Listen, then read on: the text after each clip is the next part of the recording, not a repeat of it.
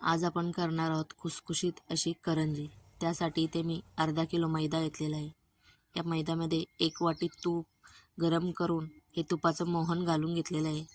त्याच्यानंतर यात चवीपुरतं मीठ घातलेलं आहे आणि तूप पूर्ण पिठामध्ये मिक्स करून घेतलेलं आहे।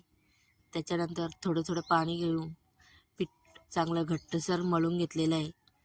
त्याच्यानंतर एका कढईमध्ये तूप घेतलेलं आहे। या तुपामध्ये रवा घातलेला आहे। रवा चांगला तांबूस रंगावर भाजून घेतलेला आहे।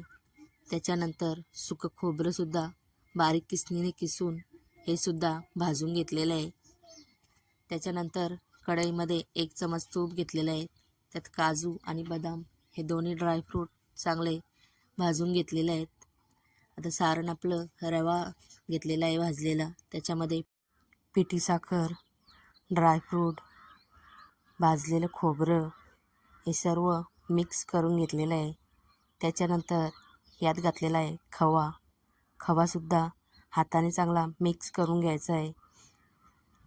भिजवलेलं पीठ 20 मिनटं मुरल्याच्या नंतर त्याच्या अशा गोळ्या करून पिठावर चांगली गोल पारी लाटून घ्यायची आहे। पारी ही मध्यम आकाराची लाटून घ्यायची, जास्त पातळ नाही आणि जास्त जाडसुद्धा नाही।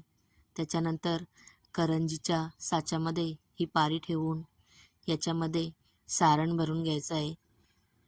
सारण भरलं की हे साचा पूर्ण असा पॅक करून घ्यायचा, कुठेही फुटणार नाही करंजी याची काळजी घ्यायची।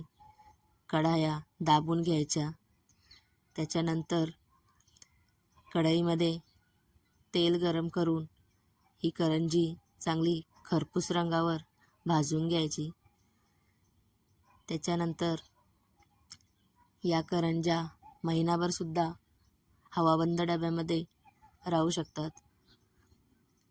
व्हिडिओ कशी वाटली ही नक्की कमेंटमध्ये सांगा आणि आवडले असेल तर भरपूर सारी शेअरसुद्धा करा आणि आपल्या चॅनलला सबस्क्राईबसुद्धा करायला विसरू नका।